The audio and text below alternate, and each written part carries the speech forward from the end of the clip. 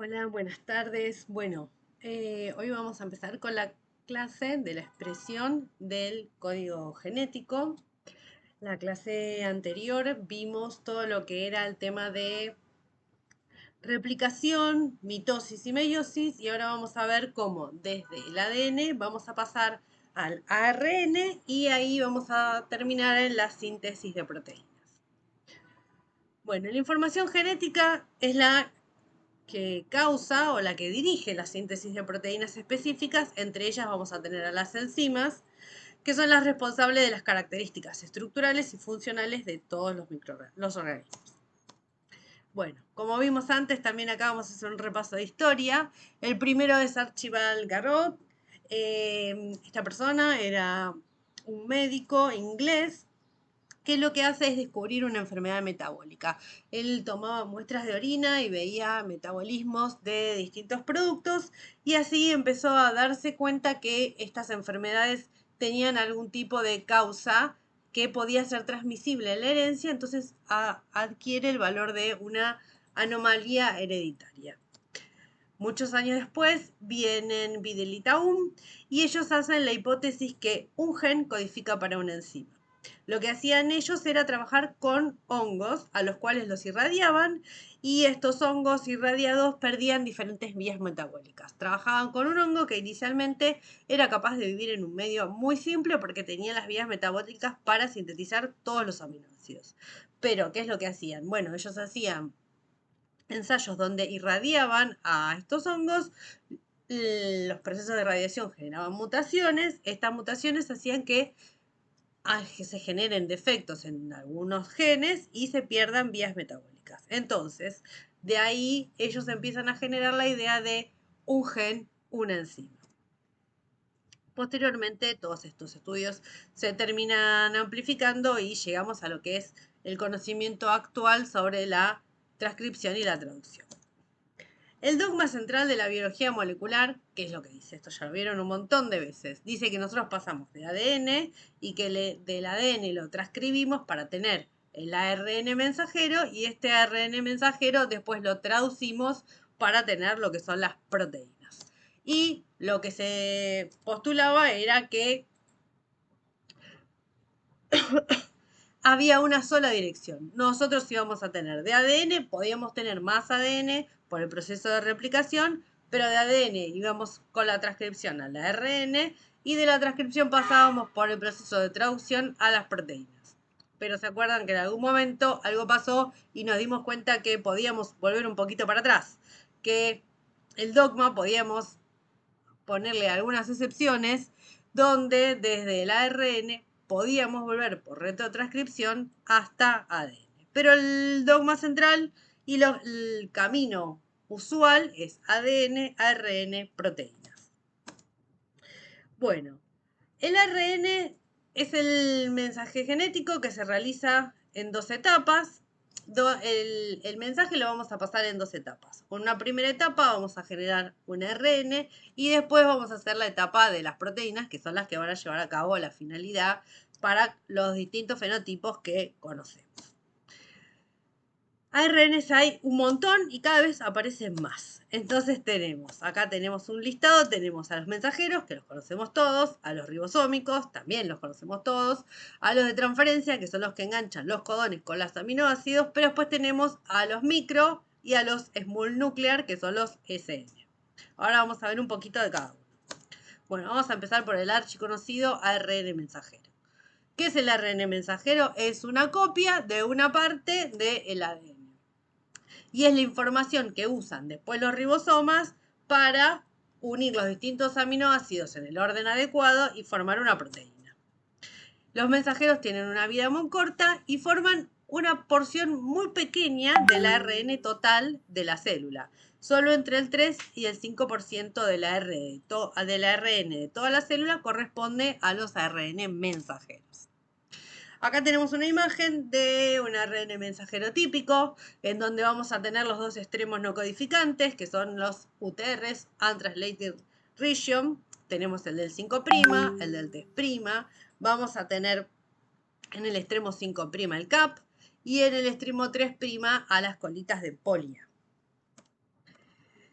Los ribosomas. Los ribosomas van a formar, los ARN ribosómicos van a formar los ribosomas junto con las proteínas. Las proteínas que van a ser básicas porque van a tener cargas positivas para unirse con los ribosomas que tienen cargas negativas que vienen dadas por los grupos fosfato. Bueno, también se lo denomina RNA estructural. Cada vez estas definiciones se tienden a ser más difusas porque los ARN ribosómicos tienen alguna función como enzima también y participan en el proceso de unión de los aminoácidos para generar las proteínas. Los ARN ribosómicos es la mayor parte de todo el ARN celular. Van a formar entre el 80 y el 85% de todo el ARN que tiene la célula. Los ARN ribosómicos son sintetizados por la ARN por 1, que transcribe a los genes del ARN ribosómico que están puestos en repeticiones en tándem. Después vamos a los otros ARN, tenemos a los de transferencia. Los de transferencia también son bastante conocidos y son los ARN que transportan los aminoácidos hasta los ribosomas. Los ARN de transferencia están implicados en el código genético, que lo vamos a ver al final de esta clase, y cada molécula de ARN de transferencia transporta un aminoácido específico. Los transferencia corresponden al 10% del ARN de todas las células. Van a tener una forma de 4 brazos, si ustedes se acuerdan, los RNA de transferencias, así en el modelo plano y liso, digamos, son los que se parecían a un trébol. Entonces van a tener 4 brazos, 3 van a ser los bucles, como las hojitas del trébol, el último va a ser como el cabito del trébol. Van a tener un extremo 3' y un extremo 5'. Acá vamos a ver una imagen. En la imagen de la izquierda vemos el RNA así en una imagen 2D, lisa, chata, en donde vemos esta forma típica que tiene de trébol, donde acá se ven los 3 bracitos que tienen un loop. Vemos que en el que estaba coloreado de azul se observa dónde está la región del anticodón para reconocer a los codones y poder cargar el aminoácido. Vamos a ver que tiene un extremo 5' y un extremo 3', y que en el extremo 3' es donde se va a cargar el aminoácido específico. Bueno, esta es la imagen, como les dije, en 2 dimensiones. Ahora, cuando nosotros queremos hacernos una imagen de transferencia en 3 dimensiones, pasamos a lo que es la imagen que está a la derecha.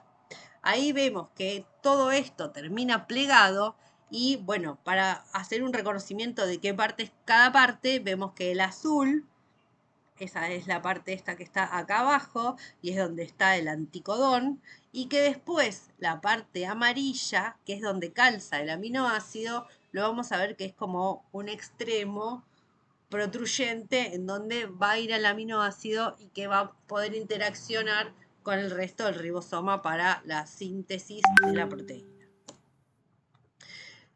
Los RNA de transferencia son transcriptos por la ARN Pol3 y contienen intrones que hay que eliminarlos por el modelo o las técnicas de splicing. Adicionalmente, a los ARN de transferencia se le modifican las bases y terminan teniendo además un conjunto de bases raras.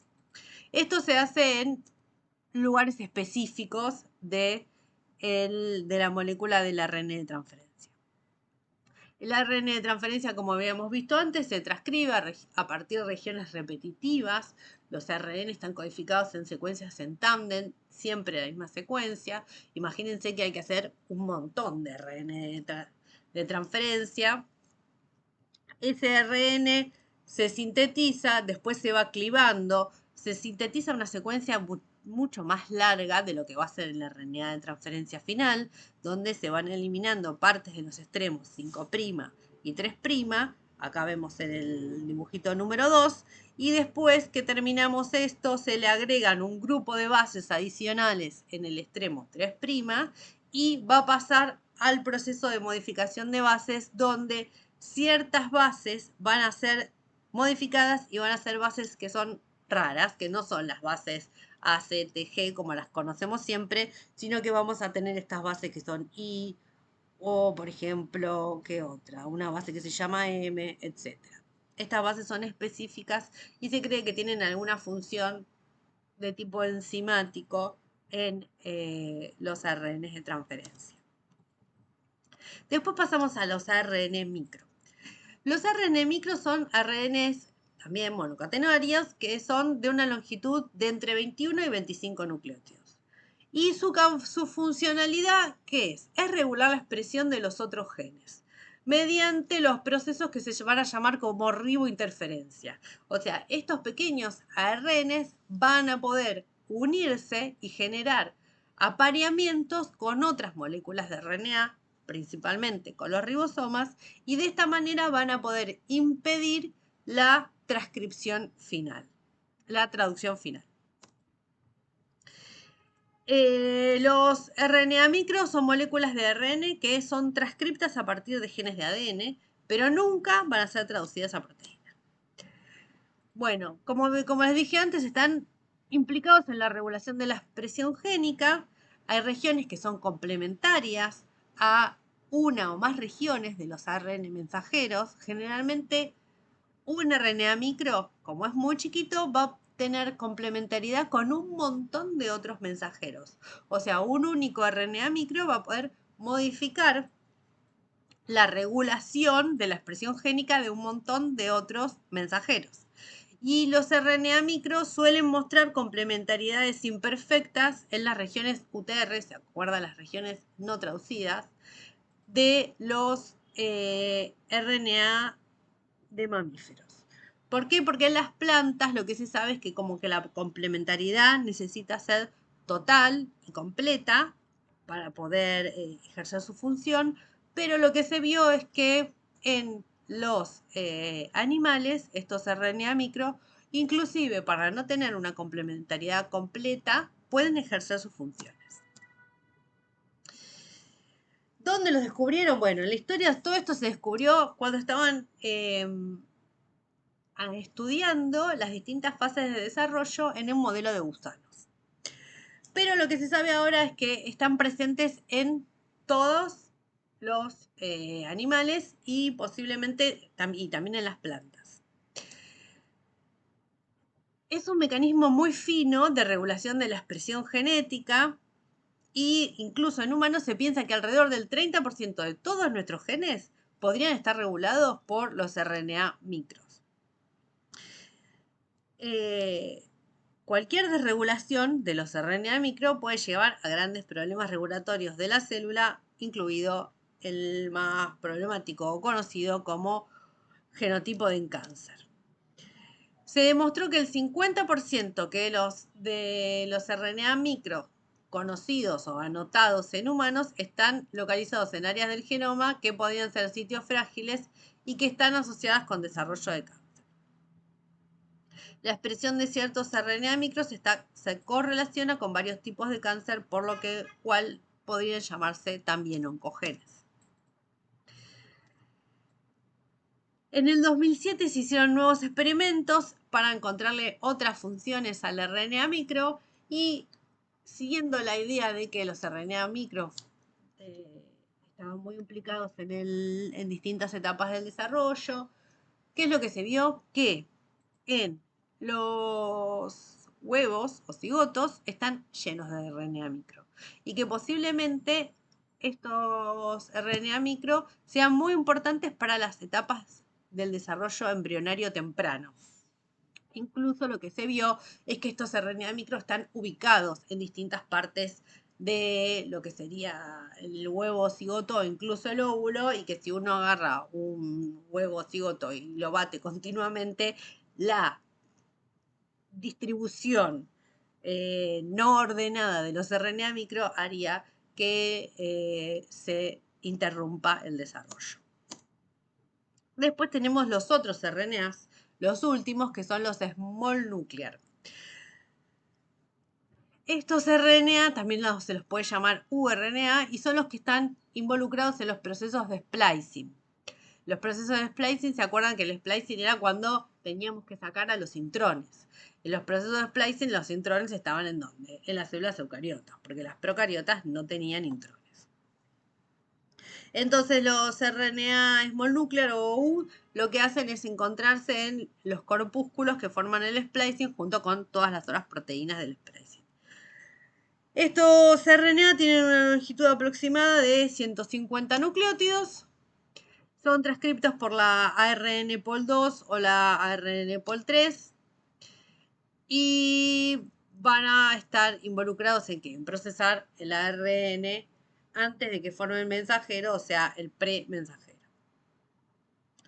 También participan en la regulación de factores de transcripción y son importantes para mantener a los telómeros. Los RNA, los small nuclear, siempre se asocian con proteínas específicas y forman complejos de ribonucleoproteínas, que se pronuncia con ese nombre tan raro que se los dejo ahí anotado. Hay un montón, se van a denominar con nombres, como habíamos visto que también se podían llamar U, le podemos poner U1, U2, U4. Y todos estos son los que forman parte del espliciosoma y que le pongan U depende de la cantidad de uridinas que tengan estos small nuclear. Bueno, acá hay una imagen de lo que es el splicing. En el splicing, ¿se acuerdan que íbamos uniendo acá a distintas proteínas con los small nuclear que reconocían el intrón? Después que reconocían el intrón, cortaban en un lugar, armaban el lazo y después de terminar de armar el lazo, terminaban de cortar en el otro extremo 3' del intrón y hacían el empalme y me quedaban los dos exones continuos.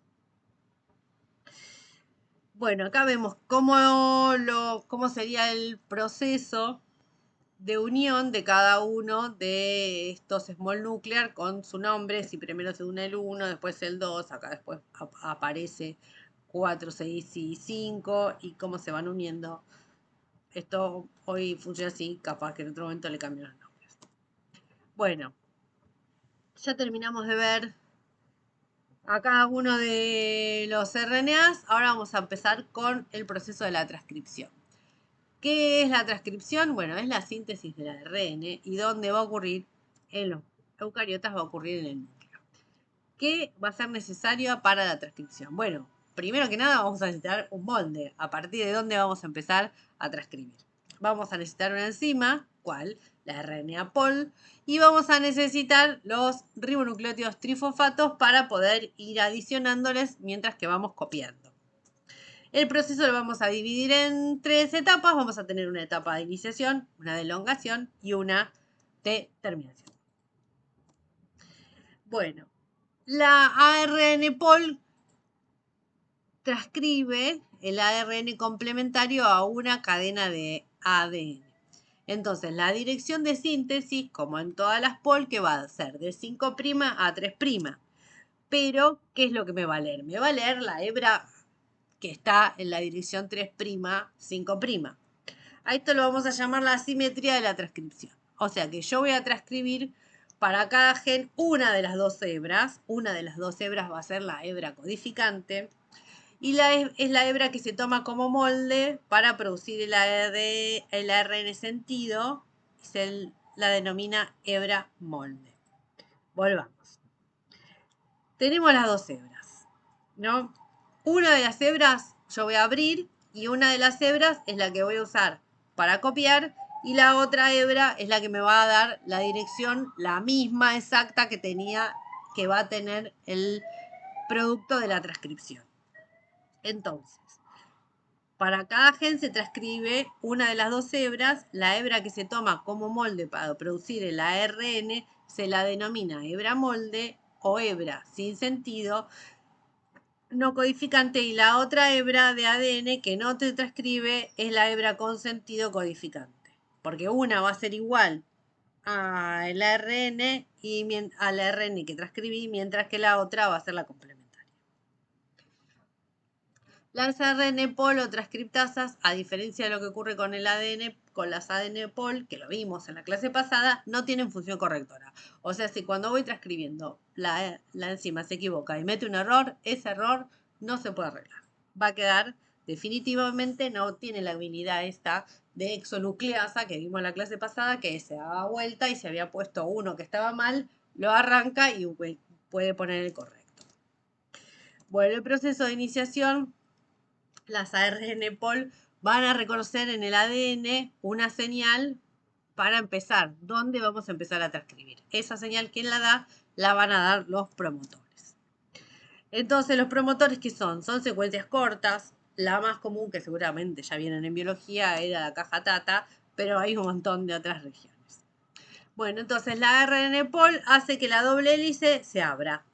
Viene la ARN-POL y abre la doble hélice. De esa manera, ¿qué es lo que hace? Va a exponer la secuencia de bases del ADN, donde después se van a poder venir y unir por complementariedad los ribonucleótidos.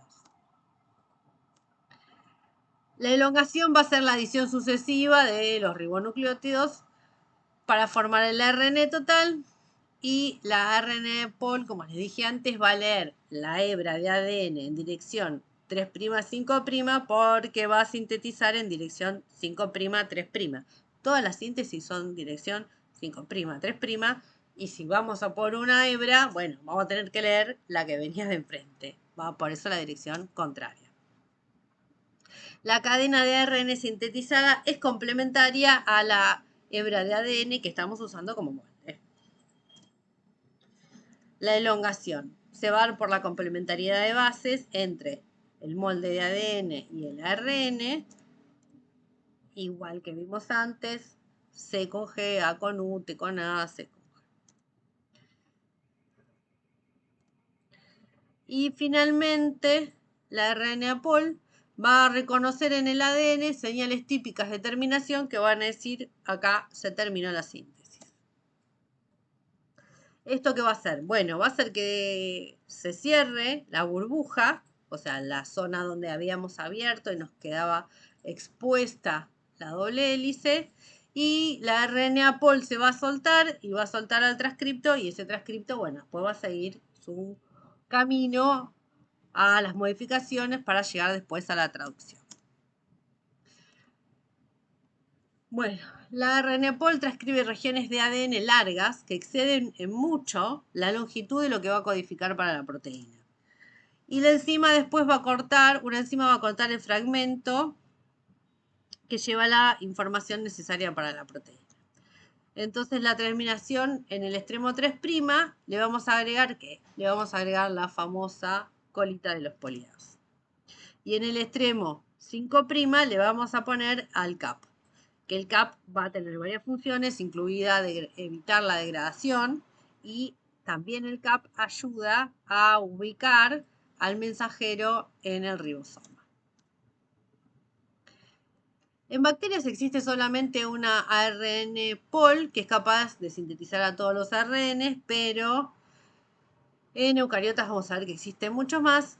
Y inicialmente vamos a ver la ARN-POL de coli, que está formada por un montón de proteínas. Vamos a tener 2 alfa, una beta prima, y acá dice W, pero es una omega. La enzima completa o enzima tiene además otra subunidad, que es la omega, esta O, que es necesaria para iniciar la transcripción, y luego se libera. Bueno, a ver, acá tenemos la imagen de la enzima. Como les dije, la holoenzima de la ARN-POL de coli está formada por varias proteínas que forman un complejo. Entonces tenemos 2 cadenas de A, tenemos a la beta prima, tenemos a omega y tenemos una subunidad adicional a la W, y esta era la O. Bueno, la W forma parte de la enzima general, y la O es la que se une y se separa una vez que empieza el proceso. Bueno, acá tenemos el dibujito.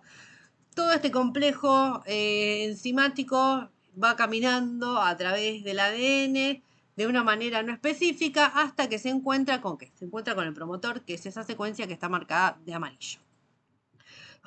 Una vez que se encuentra con el promotor, ¿qué es lo que va a pasar? Bueno, ahí van a encontrar o van a marcar el sitio donde va a empezar a abrirse la doble hélice y para empezar el proceso de la transcripción.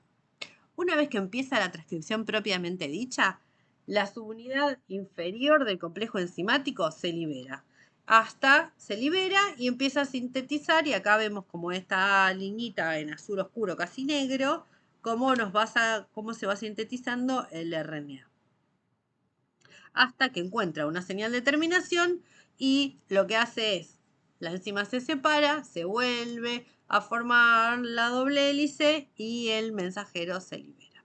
¿Cómo va a ser el final de la transcripción? Bueno, en el final de la transcripción habíamos visto que generalmente se transcribía una secuencia mucho más larga del RNA que nosotros vamos a necesitar, ya sea del mensajero, como también se acuerdan cuando vimos el RNA de transferencia, que era el trébol aplastado. ¿Se acuerdan que tenía muchas regiones que después íbamos a ir cortando? Bueno, ¿qué es lo que va a pasar? Vamos a hacer una secuencia que va a ser bastante más larga y después, una vez que esa secuencia se va a transcribir, va a tener complementariedad de bases. Esta complementariedad de bases va a formar una distorsión que va a hacer que la RNA pol se separe. También tenemos que recordar que en bacterias los RNA mensajeros son poligénicos o policistrónicos. ¿Se acuerdan que con un solo promotor hacíamos un RNA mensajero muy muy largo y que este RNA mensajero, ¿qué es lo que tenía? Codificaba para varias enzimas. Generalmente todas enzimas que eran de la misma ruta metabólica. Esto generalmente lo llamábamos como el operón. Por ejemplo, el operón lactosa. Acá vemos el ejemplo del operón lactosa, donde existe un represor. Este represor estaba unido a una zona promotora y en el caso de que haya lactosa en el medio, la lactosa se une al represor, el represor sale de la zona que estaba bloqueando y ahí permite que el complejo de la polimerasa empiece la síntesis. La transcripción en eucariotas, vamos a ver que las RNA polimerasas eucariotas no pueden iniciar la transcripción sin la presencia de factores proteicos. Hay un montón de factores. Y el empaquetamiento del ADN de la cromatina también modula el inicio de la transcripción. ¿Se acuerdan que en la clase anterior, no, la primera, habíamos visto que había zonas que estaban transcripcionalmente activas o inactivas? Teníamos la eucromatina y la heterocromatina, que se acuerdan que estaban ubicadas en distintas partes del núcleo. Una estaba más en la periferia, otra estaba más central. Bueno, el modo en el que está empaquetada la cromatina también va a permitir que se transcriba o no una zona. Tipos de genes transcriptos por RNA polimerasas. Bueno, vamos a ver. Los mensajeros en eucariotas los va a sintetizar la RNPol2. Los micro también la RNPol3. Los transferencia... No, vamos de vuelta. Los mensajeros y los micros, la RNPol2. Los transferencia, la RNPol3. Los ribosomales, la RNPol1. Y después tenemos los small nuclear, que los van a hacer las 2 y la 3. Y tenemos también, claro, los RNA mitocondriales, que van a tener una pol que es muy parecida a las pol de los procariotas. Porque teníamos la teoría de que los mitocondriales son los endosimbiontes. Así que son más parecidos a un procariota que a un eucariota como el que vive adentro. En eucariotas la presencia de los enhancers va a modificar la capacidad de los promotores. Los enhancers aumentan la tasa de transcripción, o también puede haber secuencias atenuadores que disminuyen las tasas de transcripción. Estas secuencias estimuladoras o atenuadoras suelen estar cerca, pero no a una distancia física, y pueden ejercer la función de aumentar o bajar la transcripción, no solo de un promotor, sino de varios promotores que están en regiones cercanas. Bueno, acá tenemos, por ejemplo, a la RNPol2, que tiene, ¿quién conoce a la caja Tata o la Tata Box, que viene incluida en esta secuencia? Después vamos a tener a la caja CAAT, también incluida una secuencia mayor. Todas estas secuencias, cuando se acuerdan que cuando teníamos bases con números negativos, era porque son todas las bases que están antes de empezar la secuencia codificante para el mensaje. Y bueno, distintos elementos. La RNPOL2 se asocia con los factores de transcripción, que los vamos a llamar TF por Transcription Factor, 2 porque se le unen a la POL2 y después van a tener distintas letras para poder ir reconociendo a unos de otros. Los Transcription Factor cumplen las funciones de reconocer las secuencias promotoras y de abrir la doble hélice de ADN. Entonces acá tenemos un ejemplo de vemos en ese marrón clarito, vemos con lo que sería la doble hélice, vemos las secuencias promotoras, por ejemplo acá vemos a la Data Box, y vemos cómo los distintos transcription factor se van uniendo, van reconociendo distintas zonas, y la unión de todos los factores de transcripción culmina en que se une la polimerasa, la POL2, y empieza la síntesis de ARN. Al contrario que en los procariotas, en los eucariotas, los RNA son monogénicos o monocistrónicos. O sea que un RNA mensajero va a codificar para un único polipéptido o una única proteína. Y otra cosa que vamos a tener que tener en cuenta es que teníamos toda la cromatina. Entonces, en toda la cromatina vamos a tener que ver cómo viene la RNA pol. La RNA pol tiene que pasar, tiene que desarmar el nucleosoma, abrir la doble hélice, y después de pasar ese nucleosoma se vuelve a unir. Se vuelve a unir, sí, pero no se vuelve a unir exactamente en el mismo lugar donde estaba. Es como que los nucleosomas, después de cada proceso de transcripción, terminan movidos unos lugares. Entonces acá tenemos en este modelo, para explicar el desplazamiento de los nucleosomas, viene la RNA pol. La RNA pol tiene que pasar, tiene que sacarle a la histona las dos vueltas de ADN que tenía alrededor, y hace un desplazamiento del octámero, porque el octámero después, ¿qué va a hacer? Y este octámero después se va a ir pegando de nuevo en la misma zona, pero una vez que terminó la transcripción. Entonces el avance de la polimerasa genera torsiones en el ADN que desplazan al octámero, el cual se inserta una vez que terminó de pasar la polimerasa, o sea, se vuelve a insertar atrás en una secuencia diferente a donde estaba unido inicialmente el octámero de las histonas. Bueno, y como seguimos en los mensajeros eucariotas, ¿qué vamos a ver? Bueno, vamos a tener que ponerle el CAP, que lo vamos a poner en el extremo 5', y después le vamos a tener que poner la colita del poli-A también en el otro extremo, en el extremo del 3'. La adición del CAP y la colita de poli-A también es como un método de control de calidad.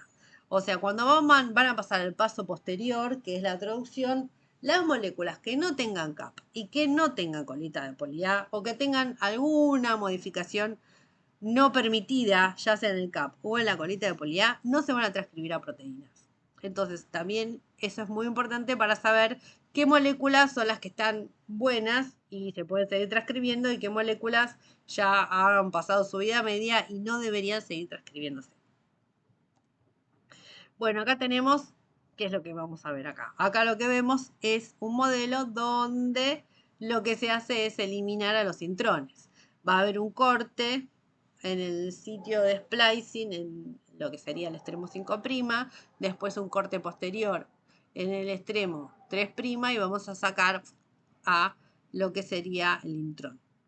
Pero vamos a tener en cuenta que todo esto va a pasar en etapas intermedias, entre que le vamos a poner el CAP y le vamos a poner la colita de poli-A.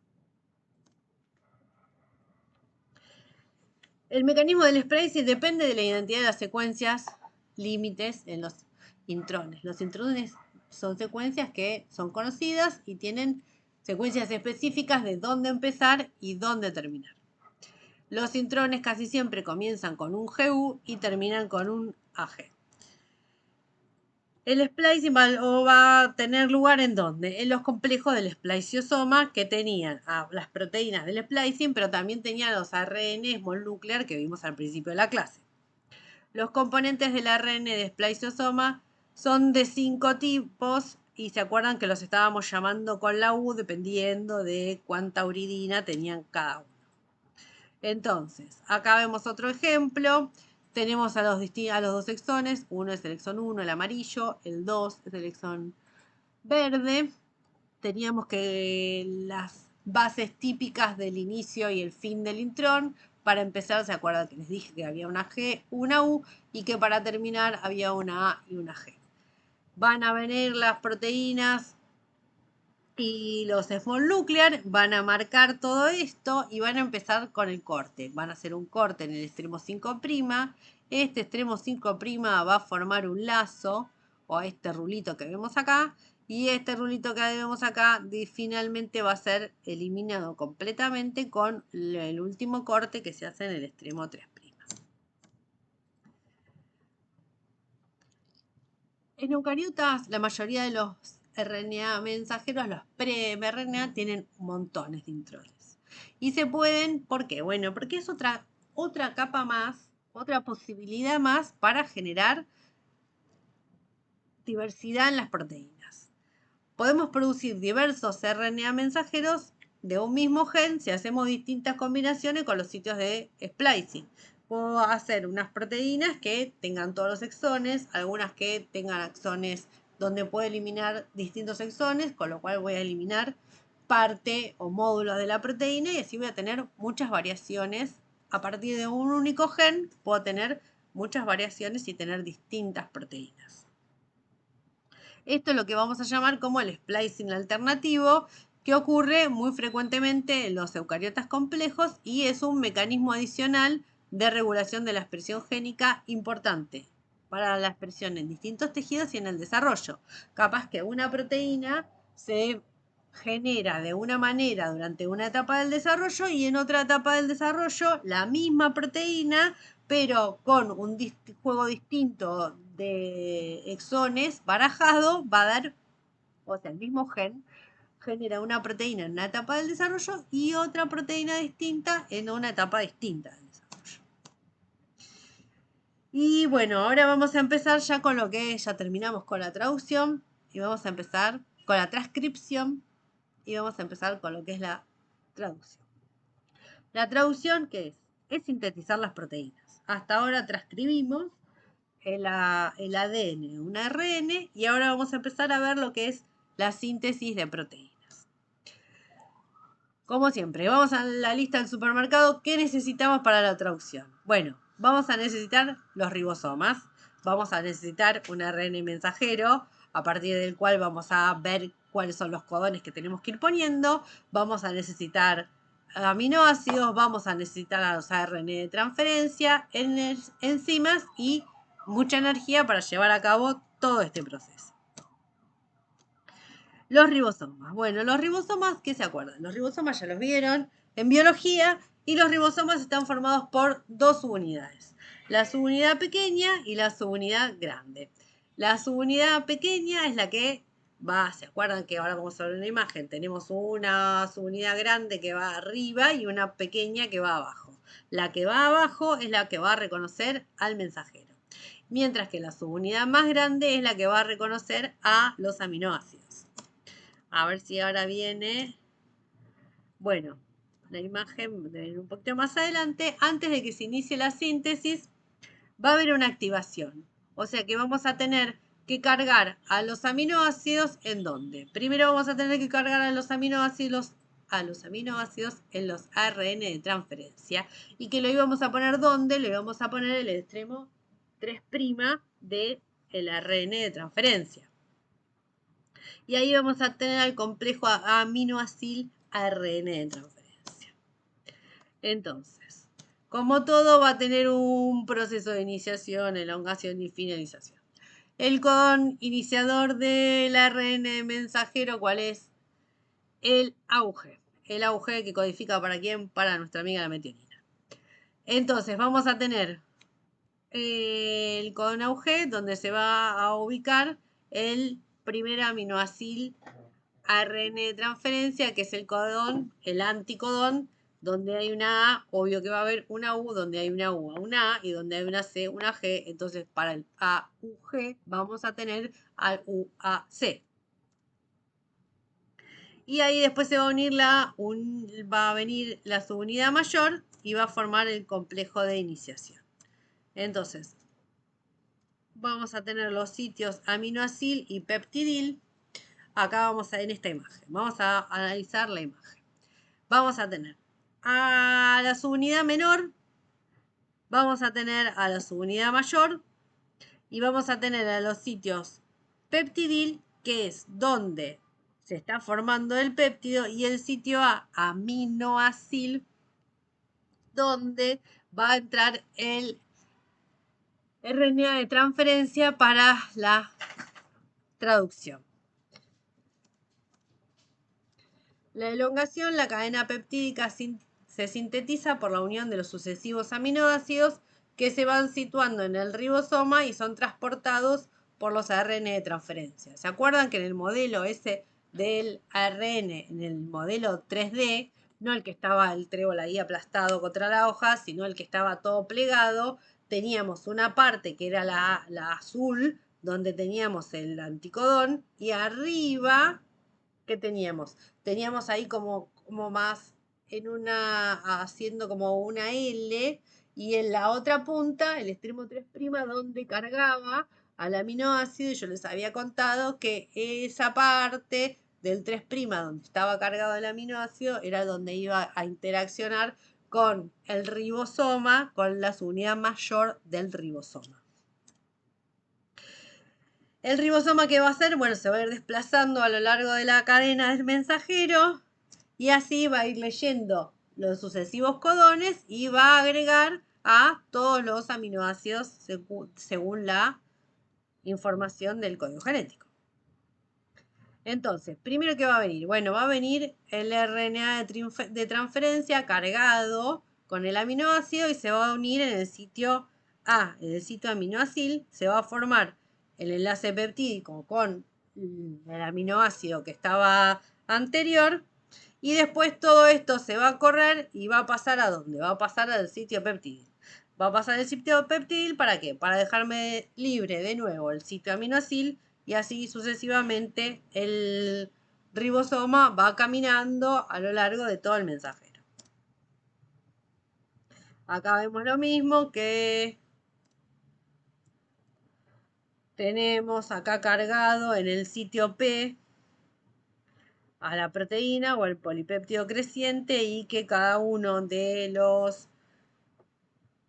transferencia va a venir y se va a ubicar en el sitio A, va a generarse la unión de un aminoácido con el siguiente, y el ribosoma va a seguir caminando hasta que encuentre los codones de finalización. Existen 3 codones de terminación, que son esos 3 que están ahí nombrados, para los cuales no hay RN de transferencia que corresponda. O sea, cuando vienen estos codones no hay ningún RNA de transferencia dando vuelta por ahí en el citoplasma que permita unirse.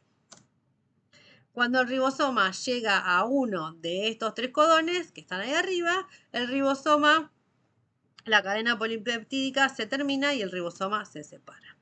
O sea, cuando llegan a alguno de los codones para los cuales ya no hay más ARN de transferencia, el ribosoma se separa, la subunidad mayor de la subunidad menor, y se termina la síntesis de proteínas. Acá vemos lo mismo. Acá vamos a ver, bueno, en este modelito vemos al mensajero, que es el que dice U, C, A, etc.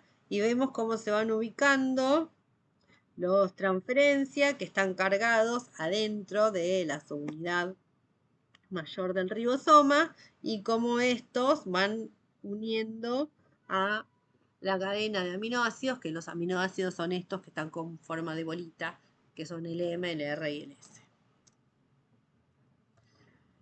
Bueno, cuando termina, ¿qué va a pasar? Y se va a liberar la cadena proteica, las dos unidades del ribosoma se separan y el RNA mensajero me queda libre para una nueva síntesis. La velocidad de síntesis proteica es muy alta, se pueden copiar hasta 1400, se pueden unir hasta 1400 aminoácidos por minuto.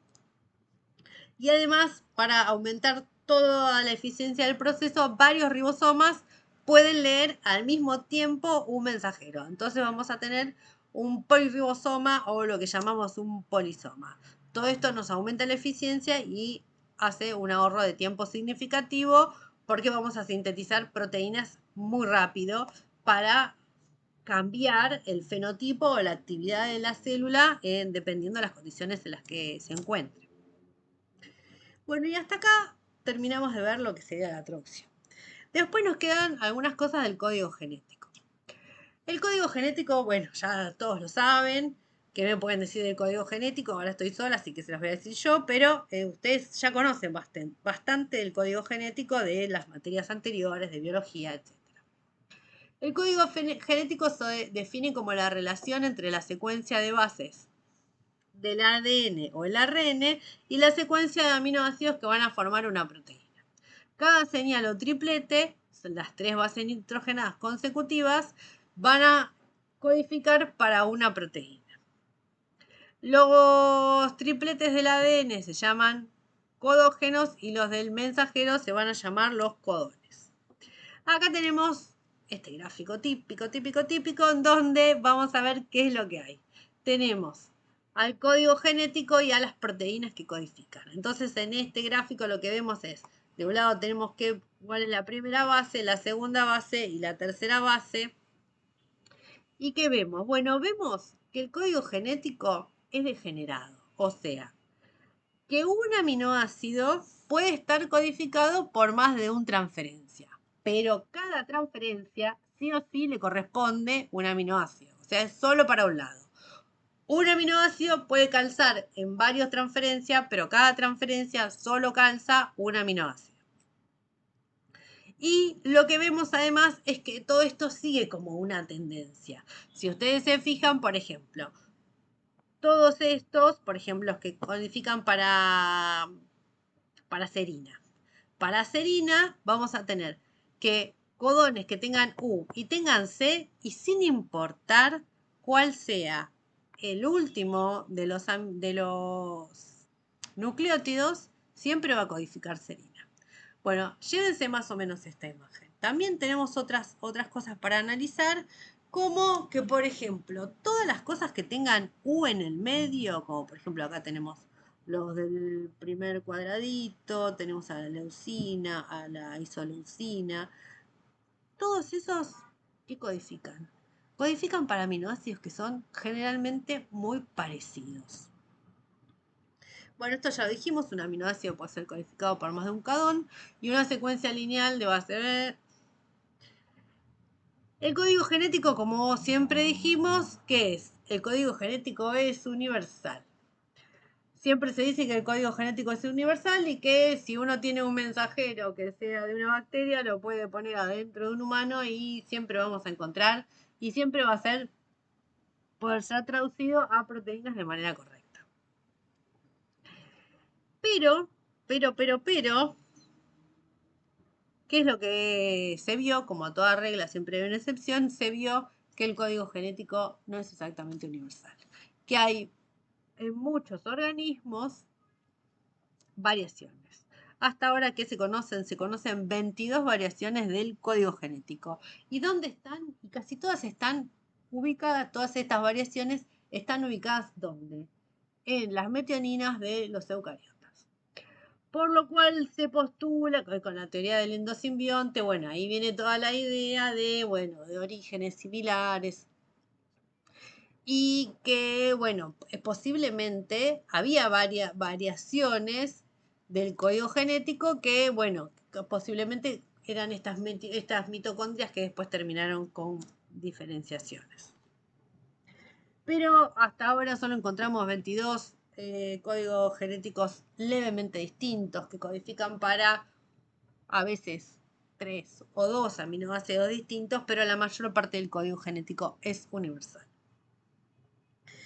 Y el origen del código genético, ¿qué es lo que se plantea? Bueno, se plantea que en algún momento el código genético estaba dado solo por 2 bases. O sea que el código genético, en vez de tener las 3 bases como veníamos viendo, solo venía dado por 2 bases.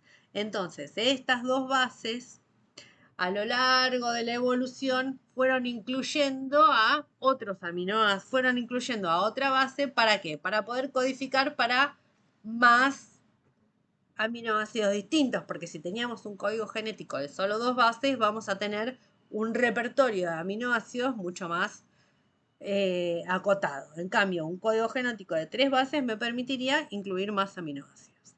¿Qué es lo que se postula? Y bueno, se postula que en un futuro, si nosotros pudiéramos pararnos acá y ver millones de años de evolución, posiblemente el código genético empiece a incluir más aminoácidos.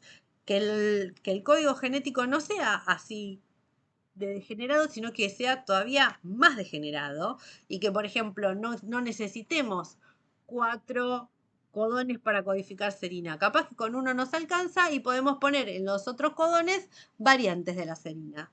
Porque los aminoácidos que vemos acá son los proteinogénicos, pero aminoácidos como fórmula de aminoácido hay muchísimos más. Entonces, bueno, inicialmente, ¿qué es lo que se planteaba? Y bueno, capaz que inicialmente, en este ejemplo que lo vemos acá, para codificar serina bastaba con una U y una C. Y que cuando el código genético se amplió y incluyó una base más, dijo, bueno, más o menos puede ser cualquiera. Esto también viene con otras bases, con otros experimentos que, ¿qué es lo que demostraban?